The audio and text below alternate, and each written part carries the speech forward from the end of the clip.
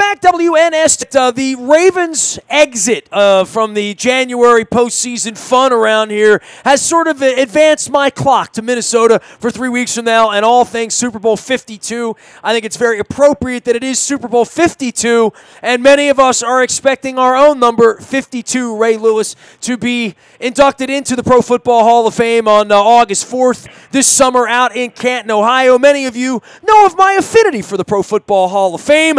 I have been a many time visitor out there on many road trips to Cleveland for Indians as well as Browns games over the course of my 26 years doing sports radio here. This guy, well, he's the chief of staff and vice president of communications at the Pro Football Hall of Fame out there in Canton, Ohio. Pete Fierle joins us here. Pete, I just want to say first off, happy winter to you out there in Ohio, and don't beat up on our Terps out in Columbus later on in the week as well. A pleasure to have you aboard, my friend. My pleasure, Nestor. It's always a great day for football, and it's always a great day at the Pro Football Hall of Fame. Well, look, I've been going to the Pro Football Hall of Fame for, 35 years or so, and I always remember my first trips there because they're like my first trips to Cooperstown. I was such a goober Houston Oiler fan that the gift shop in Canton, Ohio was the only place in the world not called Houston where you could buy Houston Oilers swag back in the day. So, and now it is such a worldwide operation, and every time I come out to Canton, I see larger portions of a project that, quite frankly, for many years, I always said it needed a wake-up. It needed an infusion of cash and love and expansive space and all of that. And obviously, in the modern era, over the last decade, things have changed so much out there. And the thing I'm telling everybody about this pending Ray Lewis trip is, well, if you went out there on a trip in 04 or 07 or 2011 or whatever, even John Odd did it a couple of years ago. We had a nice contingent out there, and I ran a group out there for that as well. This Ray Lewis thing, we're circling the wagons on all this. It's really different now at the Pro Football Hall of Fame. It's entered sort of a new era out there in Canton, Ohio. It really has. You know, over the years, we've always expanded and continued to renovate. In fact, 2013 was the last time we did a major expansion. But right now, we're undergoing what's called Johnson Controls Hall of Fame Village, and it is a nearly $800 million Disneyland for football. And hold on, say that again. $800 million. That's a lot of money. $800 million. It is going to be unlike anything you can find in the world. And for those of your listeners who are going to make this just 5-hour drive in the car or a short flight up for the enshrinement week, is you're going to see a brand new stadium where we hold the enshrinement. It is called Tom Benson Hall of Fame Stadium. It is spectacular, a permanent built-in stage. It is built by or designed by the same architects who did AT&T Stadium in Dallas, did U.S. Bank Stadium in Minnesota. They're going to do the L.A. Stadium project. They describe this, even though it's only 23,000 capacity, every bit as world-class as those venues. It is spectacular. Are there going to be kids playing football there all the time, I would think? I mean, we have a beautiful Cal Ripken facility here. I'm sure you're familiar with. Cal built it, and, you know, the Cal Ripken world. There are kids playing baseball up there, not in the dead of winter, but I would think building a track like that out there for football in your part of the world, every high school program, everybody's going to want to play there, right? Yes, we have actually. It opened last year as the National Youth Football and Sports Complex. Right now we have 5 fields running. It'll ultimately be up to 8, and they are all NFL caliber fields. They're lit. They have modern technology. It not only will be the home to youth football, but it will accommodate other field sports like soccer, lacrosse, and rugby, and we've had an incredible reaction to it since we've just opened it here. And not too long ago, in the end of the year, in December, we held what was the first ever Youth Sports World Championships. We had 1,700 athletes coming from across the continental U.S., even from Hawaii and Mexico, who competed here, and the champions played their games right in Tom Benson Hall of Fame Stadium, and it was spectacular, and that's just a little taste of what's coming. Well, Pete, tell everybody how many years you've been working at the Pro Football Hall of Fame, because I find this to be fascinating, because a guy like me comes out there, you know, I've been out there several dozen times over the course of time for baseball trips, running around the Midwest. I'm a football nerd by nature,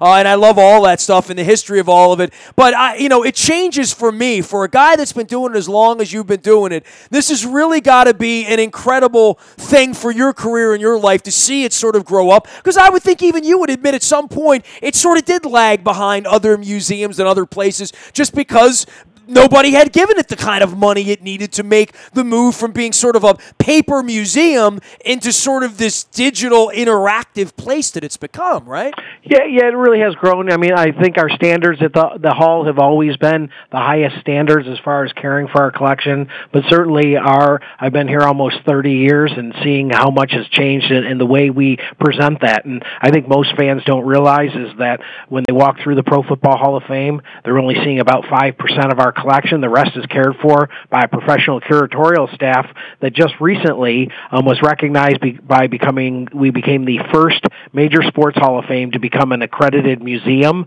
by the American Alliance of Museums, which only 3% of museums across the country reach this standard. It's something that took about 4 years to achieve.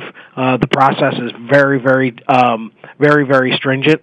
And what that means is that we care for our collection to the same standards as the Smithsonian or a museum like that. But clearly, the attractions that we have inside the museum now are state-of-the-art. Last year, we debuted a holographic theater where you walk in. I haven't seen that yet. I read about it. Some of my friends said it blew their minds, man. I can't wait to check it out. It is outstanding. It's hosted by Joe Namath, and it's as if Joe Namath were standing right in front of you, and it is spectacular. It's called A Game for Life, and it really builds around what we're doing here with Johnson Controls Hall of Fame Village. Again, it's a nearly $800 million project, 10 main components, and it's a way to really create what we're calling the most inspiring place on earth. So the Pro Football Hall of Fame, if you've never been here, it's a must-see for any football fan, and as you said, Nestor, as you've been here multiple times, it is worth a repeat visit. It's always changing, but it's really become more than football, and we have a pretty powerful mission statement that guides what we do here, and it's actually the foundation of everything that we do. It's to honor the heroes of the game. And that has nothing to do with hero worship, but it does have every bit to do with focusing on some characteristics that made some people pretty extraordinary in a point in time in their life. And it's about preserving its history, I just talked about with a world-class museum that we have, about promoting values that football teaches. And we think there's about 90, or we've identified about 90 values that you learn from the game. We focus on 5 core values of commitment, integrity, courage, respect, and excellence. And those are values that not just make you a Hall of Famer.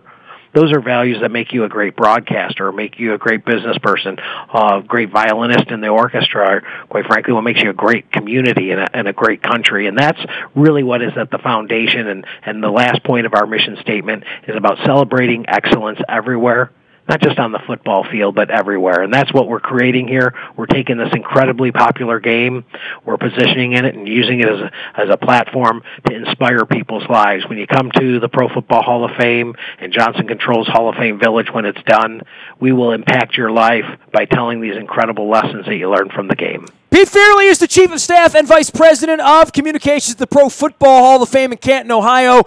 Pete, there's a rumor that Ray Lewis might be getting inducted this year. That is something that I will tell you. If there's ever a lock, you'd have to think it's Ray Lewis. But I will tell you, every year, what this means to an individual, I will tell you right now that Ray Lewis is probably as nervous as anyone, because what happens is that this is such a big honor. And if your listeners have never seen it, you should go online and Google it, but it's called The Knock. And on Selection Saturday, which is the day before the Super Bowl, we have 48 members of our selection committee that we lock in a room for about 10 hours, and they hold the selection meeting. And when it's over, we have an accounting firm that tallies the votes. They hand us the envelope. I've been outside that room during a pee break and a coffee break. It's like it's all hell breaks loose. I mean, Peter King's running one way, Balls are all those guys. They got to get coffee when they run out of it. You guys do lock them down. It's true. It is, and it is an intense meeting. But what happens then is our president, David Baker, goes and knocks on the door. We have all of the 18 finalists, and on that selection Saturday, Ray Lewis will be waiting with his family and friends inside a hotel room, waiting for what's called the knock. And that knock changes people's lives. And if you watch the video, it doesn't matter if you're Ray Lewis, it doesn't matter if you're Brett Favre, who the debate on Brett Favre in that selection meeting lasted 9 seconds. He was as humbled by hearing those words that you're going to Canton as someone like Kenny Easley, who had to wait, 25 years, 30 years to get elected, and there's this honor and how distinct it is, because what happens in that moment is those individuals realize that there's been about close to 300 million men and now women who've played this game at some level. Only 5 million have ever made it to the college level. And since the NFL was founded in Canton, Ohio back in 1920, there's only been 29,000 people who have ever been paid to play it, to coach it, or to administer it. And of that, as of now, we have 310 bronze busts in the hall, 174 who living Hall of Famers. So when someone earns that election, earns that knock on the door, I will tell you it will change their life, and I would very much think that Ray Lewis on Selection Saturday, the day before Super Bowl 52, I would think he has a pretty good chance of getting that knock, but he will be as humbled as anyone you'd ever seen. Steve Hutchinson, Joe Jacoby, Kevin Mawai, Tony Baselli, Ty Law, Everson Walls, Brian Dawkins, John Lynch, Isaac Bruce, Terrell Owens, Randy Moss, Edgerrin James, Brian Urlacher, and Ray Lewis, all on the docket. I'll be talking about that sideways, front ways, every ways in Minnesota as we go to Super Bowl 52 and expect that number 52, Ray Lewis, will be getting in. All right, so Pete, I'm putting together a bus trip. We're going to be coming out there. Give everybody a little bit of a lowdown of what that weekend looks like, because Thursday night, you not play the game on Thursday night, right, before. So some of the scheduling's changed, some of the stuff's changed. Saturday night is still the big induction, starts at 7 o'clock, where everybody comes into the stadium. Buying tickets, getting in a car, driving out for the day. Give me a little bit of a lowdown, and I'm certainly, I'll be circling back with you for more, but I'm putting details together for my bus trip. I'm trying to figure out what happens there on Friday or Friday night or Saturday during the day. I know it's going to be crowded out there that weekend. We've already given way to that.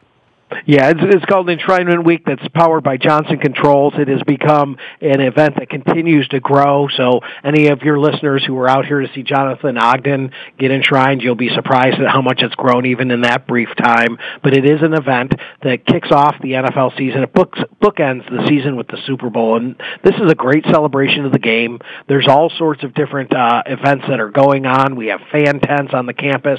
There's music. There's a lot of activity that's going on the campus throughout that week and weekend, but the main events held inside the stadium on Thursday night is the Hall of Fame game that'll kick off everything on August 2nd. We'll find out who's playing in that game sometime after the class is named. We suspect to find out sometime in late February. And I can't say it, but usually when a guy like Ray Lewis goes in, usually that means the Ravens would play in that game, and the Ravens have never played in that game. But all that being said, it is the first of 5 preseason games. It's a pre-preseason game, but it's certainly held on a beautiful summer night. It does kick the season off, and I know you got the field fixed out there too, and I know that was a big deal, Pete. Yeah, the stadium is just spectacular. It was fantastic this year. We had the Cowboys and Cardinals play in it on Thursday night, and rave reviews of this stadium. It's been called by Forbes as one of the game-changing stadiums in the NFL, and there's no better venue. I mean, the worst seat in Tom Benson Hall of Fame Stadium is probably better than most seats that fans sit in NFL stadiums, just because of the confines. It's just this really tight stadium that you can enjoy great hospitality. We have a club level now. We have terraces in the end zone that are very, very unique, and it's a great venue. Then Friday night, what we'll do is we have our Hall of Fame enshrinee Gold Jacket dinner. And that's held at our Civic Center a few miles from the hall, and that's where our gauntlet, and we'll have about 130 of our 174 living Hall of Famers who will form a gauntlet and in front of about 4,500 people on a national televised show, and the new class will walk through that gauntlet. It's a who's who from Joe Montana to Emmitt Smith to Bruce Smith to Dick Butkus, Joe Namath, you name it. It's every hero you could imagine from the football field, and they're all in their gold jackets. The new class walks through that onto center stage to get their gold jacket, and then Saturday night is really what it's all about, the enshrinement ceremony inside Tom Benson Hall of Fame Stadium. Again, it's a new permanent built-in stage, so there's there's no angling in your seats. Everybody has a front-on view to the enshrinement. It has a huge 40-foot TV screen. For anyone who's seen it on TV, it's not the same experience. Being in that stadium, you can feel the raw emotion as they unveil their bronze bust and humbly accept this great honor. And I can tell you what always amazes us is very rarely, if ever, do you hear in an enshrinement speech anybody talk about themselves. It's always about those coaches, about those family members, about those friends, about those people who influenced them along their road to get to Canton. And then we wrap everything up on Sunday night with the Concert for Legends, where we bring in it's a great concert. Beautiful stadium, great acoustics in it. Last year we had Kid Rock and Toby Keith. The year before, Tim McGraw. The year before that, we had Aerosmith. We'll be announcing the performer here sometime in the early part of 2018. Pete Fierle joining us here. He's the Chief of Staff and VP of Communications for the Pro Football Hall of Fame. All of our WNST programming brought to you by our friends at Compass Point Golf Course. Yeah, it's been a little cold, but they got their events, and they're putting stuff together for the spring. Give my man Robert Kennedy a ring down there and find them at compasspointgolf.com. They will be open the first day you can hit a golf ball because they love golf as much as you do down there. Also brought to you by our friends at GNA, Coney Island Hot Dogs in Highland Towns. The best hot dogs in the world are there. Give Andy some love and go visit him at GNArestaurant.com. Don't forget to get some fries and some gravy while you're there as well. You know, Pete, the one thing that I remembered from the Ogden ceremony, and I loved everything about it. I had a great time, and, I've known John from the beginning, and it was emotional for me, and Brian Billick was sitting 10 feet away, and I think for anybody that's a Ravens fan, if Ray Lewis is indeed a part of this, and we expect him to be coming in this summer, but my favorite part of all of it was the parade in the morning in downtown Canton on the day of, Saturday morning. How many players participate in that parade on Saturday morning these days? Yeah, it's a great parade. It attracts about a 250,000 people who line the streets from downtown Canton, where the National Football League was founded, and it goes through the city streets right up to the Hall of Fame, and it actually becomes it is one of the great events that many of our Hall of Famers love to be in. I mean, you'll have anywhere from 60 or 70 of our Hall of Famers as they come through, and you're up close and personal. It is really a fun event that really shows how this town celebrates the great game of football that we love so much, and that is something that continues to grow here. We have a volunteer corps of about 4,000 people who help put this on, and it is unlike anywhere else. I don't think you could do what we do in any other place than Canton, Ohio. Well, it's going to be a big hootenanny out there the weekend of August 2nd, 3rd, 4th, 5th. We'll be running some buses out there. Pete Fierle, you can find him out on Twitter. That's Fierle, tweeting all things Pro Football Hall of Fame from the communications and the Chief of Staff out there. Hey, man, ice down the beer and get the purple party ready out there. Get the purple streamers ready. We're going to be coming out there in August. Pete, a pleasure to visit with you. I hope to see you in Minnesota in a couple of weeks, as well as in Canton later on in the summer. Perfect. Thank you so much, Nestor. We look forward to having Ravens fans invade Canton, Ohio in August. Now, listen, next time we get together, I'm gonna beat you up a little bit at this Colts-Ravens thing and franchise thing because my Baltimore people wouldn't have it any other way. You know, there is a whole movement afoot about where records sit and all that. You do know that's a bone of contention in Baltimore. You know that, right? Oh, we do, but, part of what we do is preserving that history, and we have a pretty great staff of archivists and historians that have to, really chart the history, not the way maybe we want it, but the way it's supposed to be done. And well, what's neat? 22 years in, we have our own history now. And Ray coming out there and John Ogden and Ed Reed down the line. Well, we'll be making plenty of our own little purple visits to Canton. So, maybe after all is said and done, after it's been 30 years or 40 years or 50 years, somebody will forget. But you did keep the sanctity of it, I would say. But in the early days here, it was very, very tough to drive out to Canton and see all of our stuff under the word Indianapolis. You can appreciate that, right? Oh, absolutely, and that's what makes this game so great is the passion of fans, and and that's really why this game is so great. And it's without the fans, we wouldn't be doing this interview. Oh, there's no doubt about that. We'll see you soon, Pete. See you in Minnesota. Sounds great. Thank you, Nestor. Pete Fierle joining us here from Canton, Ohio, and the Pro Football Hall of Fame. You can find me out on the buyatoyota.com audio vault 24 hours a day from anywhere in the world on your mobile device by downloading the TuneIn Radio app. We do come in crystal clear from anywhere in the world. Our morning newspaper ships to your email inbox at 7 a.m. That's all brought to you by our friends at Planet Fitness and PlanetFitness.com. Still $10 a month to get in the best shape shape of your life. Last but never least, any breaking news happens first on our WNST Tech Service. That's all brought to you by Coons Ford of Security Boulevard. Dennis Kolatzis will be here on Thursday with the SSV on WNST, driving you home from 3 until 5. Nasty at WNST.net finds me. Facebook, Twitter, LinkedIn, Snapchat, Instagram, and if you want to go on the Ray Lewis bus trip,